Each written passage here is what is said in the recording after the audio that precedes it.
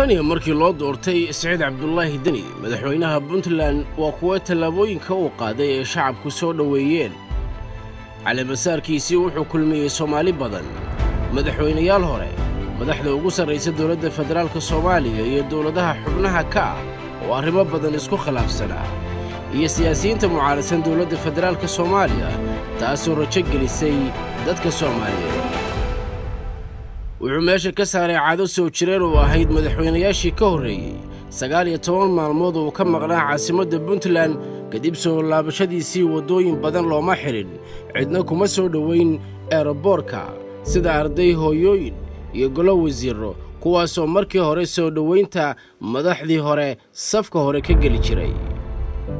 madaxweynayaashii hore ee Puntland badankooda gaasimaha madaxtooyada Puntland waxay ku abaalmarin jireen mas'uul ka mid ahaa raggii la soo shaqeeyay xilliga ololaha doorashada ay ku jireen laakiinse madaxweyne Deni wuxuu qaaday tallaabo taas ka duwan wuxuu gaasimaha madaxtooyada ka dhigay mas'uul dhalinyaro oo aan ka mid ahayn raggii ka soo qayb qaatay xilligii uu ku jiray ololaha doorasho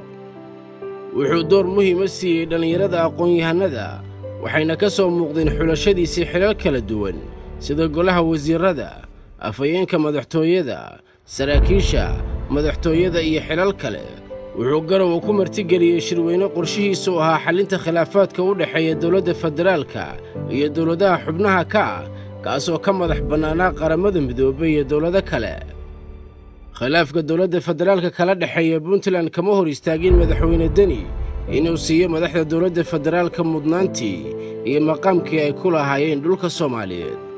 shirarkiisa jaraa'ida oo ilaa iyo hadda qabtay waxay dadka siyaasadda ordorosa ku tilmaameen hadal jeedin laga dheehan karo bisayl siyaasadeed kana asluubaysan sida ay u hadlaan dhinacyada kale isagoo tabashadiisa sheeganaya ayaanu muujin rajo xumo dawlad Soomaaliyeed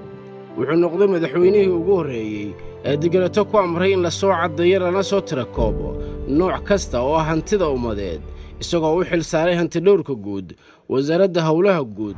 xeer ilaalinta iyo xisaabiyaha guud